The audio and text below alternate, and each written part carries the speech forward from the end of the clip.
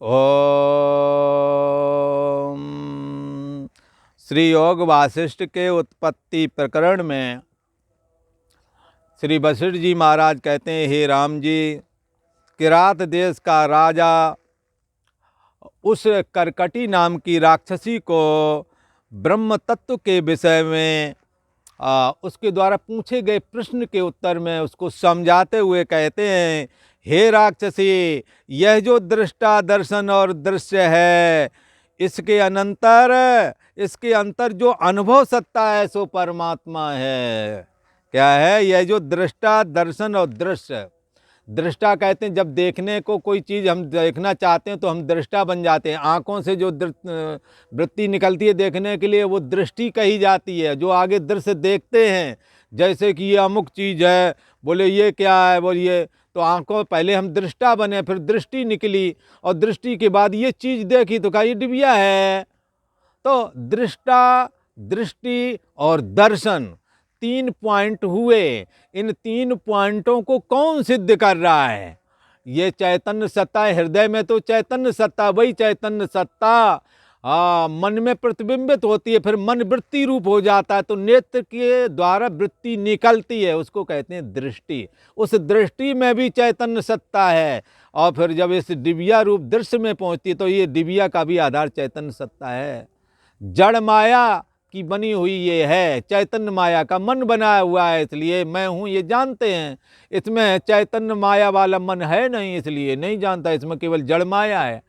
भगवान ने जब जगत बनाया था तो तमोगुण से सारा दृश्य जगत बनाया था और रजोगुण से कर्मेंद्रियां और प्राण हमारे आपके बनाए और सतोगुण के द्वारा ज्ञानेंद्रियां, मन और बुद्धि बनाए। अशुद्ध चैतन्य सत्ता उसमें प्रतिफलित होने लगी। लिहाजा मैं हूँ करके हमारे आपके अंदर ये अहम पद फुरने लगा। ये मैं हूँ तुम्हारे और हमारे अंदर में शुद्ध चैतन्य सत्ता जो हमारा स्वरूप है उसमें नहीं है। मन से जुड़ने की वजह से मैं हूँ लगता है। जब सुषुप्ति में मन नहीं रहता तो मैं हूँ भी नहीं लगता। इसलिए निरहम अहम, जो मैं हूँ अहम, जो मैं हूँ लगता है, परमात्मा में अहम नहीं है और मन में भी नहीं है। ये दोनों जब जुड़ते हैं तो मैं हूँ करके एक तीसरा जन्मता है, इसी का नाम जीव चेतना है, जो कि ब्रह्म का आभास है। यही सोने जागने वाली चेतना है। तो ये राजा कहता है, हे राक्षसी, यह जो दृष्टा दर्शन और दृश्य है, इसके अंतर में कौन है? अनुभव सत्ता। अनुभव सत्ता मन ज्ञान मात्र, ज्ञान मात्र सत्ता इसमें विद्यमान है। हाँ, और वो ज्ञान मात्र जो सत्ता है उसी का नाम परमात्मा है। परमात्मा में अहम पद नहीं है। ये अहम अस्मि करके जो हमें और आपको लगता है, ये मन की वजह से लगता है। हमारा असली अस्तित्व मैं भाव से भी रहता है। ये मैं तो मन की वजह से आ गया है, ऐसा समझना चाहिए। राजा कहता है, हे राक्षसी, वो जो दृष्टा दृष्टि दर्शन में एक चैतन्य सत्ता है उसी का नाम परमात्मा है। वह परमात्मा ही दृष्टा दर्शन और दृश्य होकर के भाषित होने लगता है संवेदन के फुरने से। किसी का संवेदन क्या है? अरे कोई और नहीं, यही तुम्हारा मन। ये मन जब खड़ा होता है तो इसमें दुनियादारी भरी पड़ी है, राग द्वेष इसी में भरा पड़ा है, इसी में काम क्रोध है, जो कि बालक में नहीं दिख रहा था। जब जवान हो गया तो पता लगा ये कामी है, ये क्रोधी है, ये लोभी है। सब संवेदन में भरा पड़ा है आपके में। राग द्वेष निंदा चुगली सारी की सारी चीज़ें इसमें भरी पड़ी हैं।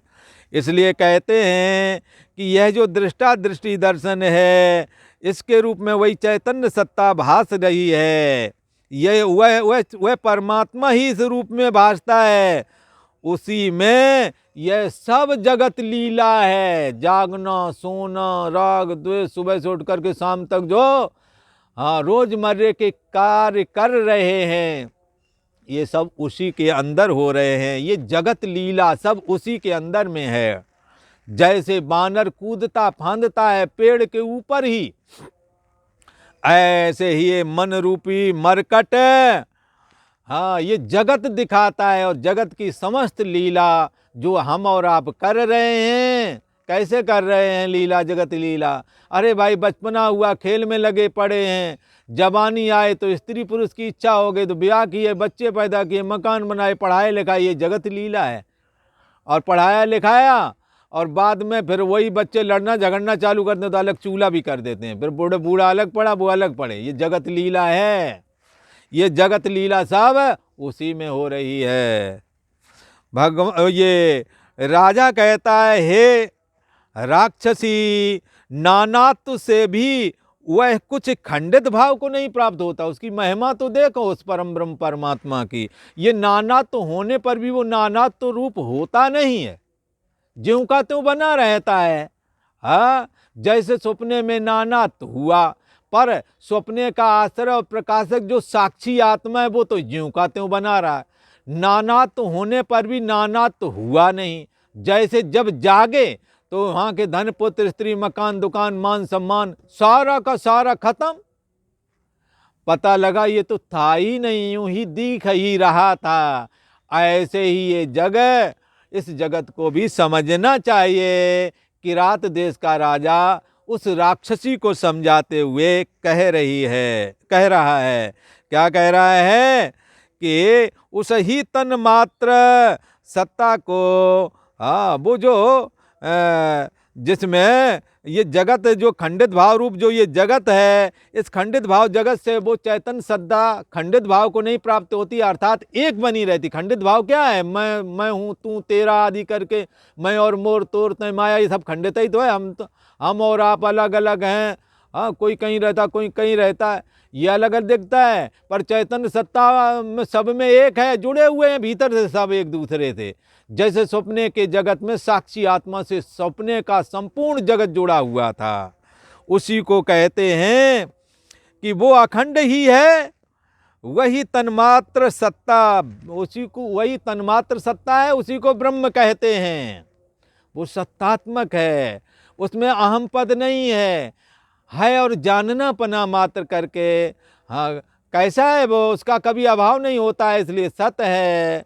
उसकी चैतन्यता कभी बाधित नहीं होती, बल्कि समस्त चेतनों में चेतना नाम एको बहु नाम, एक वो एक चैतन्य सत्ता ही सब में फुरित हो रही है, बहु नाम बहुतों में, हम हमारे तुम्हारे सबके रूप में।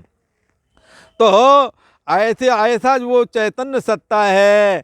हे भद्रे, हे राक्षसी, वही चैतन्य अणु जिसके विषय में तूने पूछा था, संवेदन से वायु रूप हुआ है। अर्थात समष्टि मन कौन है? माया। ईश्वर का मन माया है। उस माया में फुरना हुई और फुरना से वायु तत्व का निर्माण हो गया। आत्मनः आकाशा संभूता, आकाशात वायु, वायु रग्नि, रग्नि रापा, रापत पृथ्वी।